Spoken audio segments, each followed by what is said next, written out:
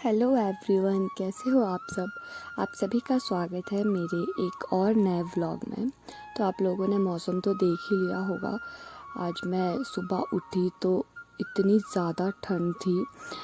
Even कि जो हमारे घर के सामने जो पहाड़ और जंगल दिखाई देते हैं वो तो दूर की बात, आज तो हमें गांव के घर भी नज़र नहीं आ रहे थे। इतनी ज़्यादा फॉग ही फॉग थी चारों तरफ, काफ़ी ज़्यादा फॉग थी। तो बस मैं तो अंदर चूल्हे को जलाकर आग सेकने के लिए बैठ गई किचन में, क्योंकि गांव में ऐसे मौसम में तो कोई और ऑप्शन होता ही नहीं है।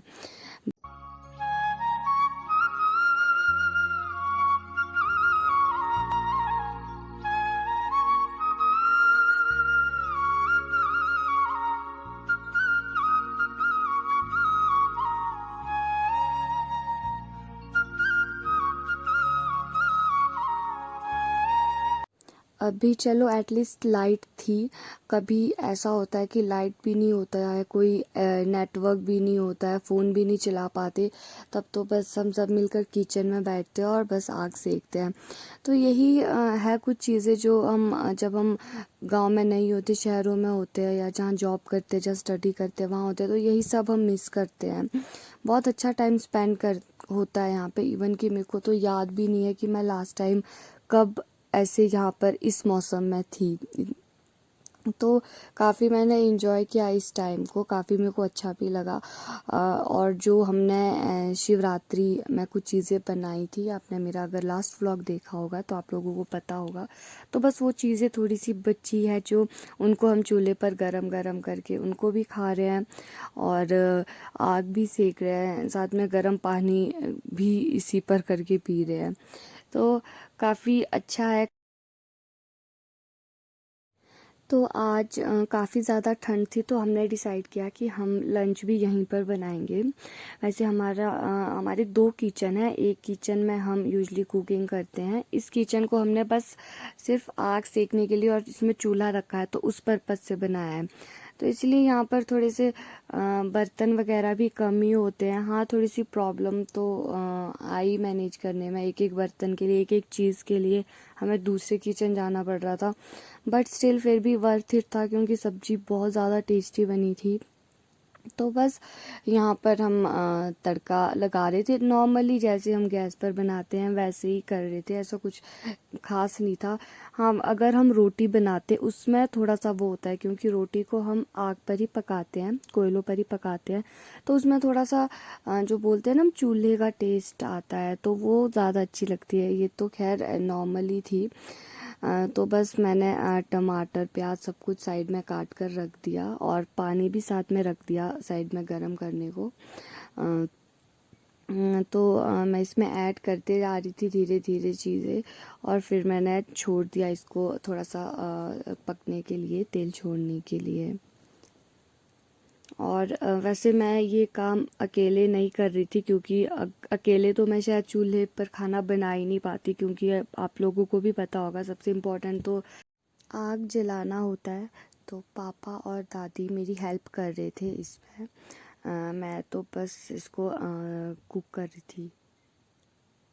तो मेरा तड़का भी ऑलमोस्ट हो ही गया था।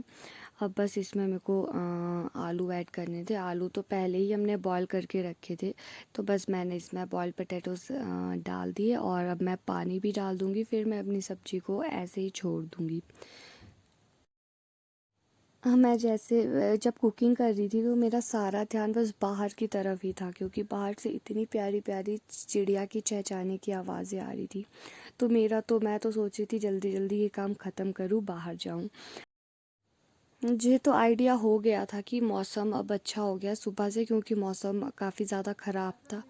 वैसे भी हिमाचल का मौसम काफ़ी अनप्रिडिक्टेबल होता है, मतलब कुछ नहीं पता कि कब बारिश होगी, कब धूप लगेगी। बट अभी मुझे लग रहा था कि शायद मौसम अच्छा हो गया है। तो बस मैं जल्दी जल्दी से इसको कंप्लीट करके इस पर ढक्कन लगाकर इसको यहाँ पर छोड़ दूँगी और खुद तो मैं बाहर चली जाऊँगी।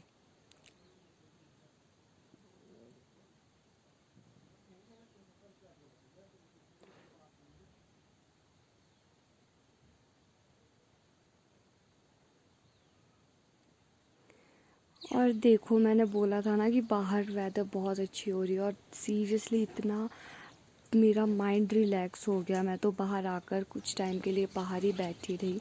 वैसे मैं बताऊं तो मैं सिर्फ थोड़ा सा ये देखने ही आई थी कि मौसम कैसा है, बट मौसम इतना ज़्यादा प्यारा था कि मेरा मन ही नहीं किया अंदर आने का। तो सीरियसली ये एक बहुत अच्छी थेरेपी है। एक्चुअली हम यहाँ सुबह ही जो चिड़िया के लिए दाना डाल देते हैं, तो उस वजह से काफ़ी चिड़िया आती है हमारे घर के आसपास। और यूजुअली जब भी मौसम पहाड़ों में मौसम ख़राब होता है, तो उसके बाद जैसे मौसम खुलने लगता है या मौसम साफ़ होने लगता है, तो इतना प्यारा, एक तो वेदर इतनी प्यारी हो जाती है, और दूसरा जो बर्ड्स हैं वो भी चहचहाने लगते हैं, मतलब वो भी खुश हो जाते हैं। तो बस मैं देख रही थी उनको। उन्होंने भी अपने 2 ग्रुप्स बनाए हुए थे, कुछ उड़कर हमारी छत पर जा रही थी, कुछ उड़कर नीचे ज़मीन पर जा रही थी। तो मुझे काफ़ी अच्छा लग रहा था उनको देखना। अभी जैसे पेड़ों पर भी कुछ भी नहीं है, मतलब ना फूल है ना पत्ते हैं, तो उन पर चिड़िया बैठकर बिल्कुल क्लियर दिख रही थी। और मैं सीरियसली बताऊं तो ये कुछ ऐसे व्यूज़ है जो हमें सिर्फ पहाड़ों में और गांव में ही देखने को मिलते हैं।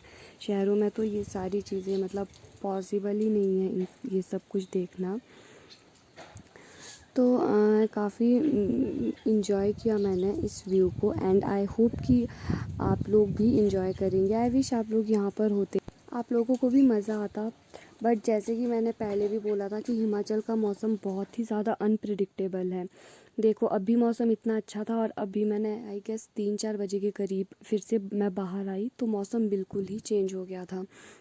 बारिश हो रही थी काफ़ी तेज।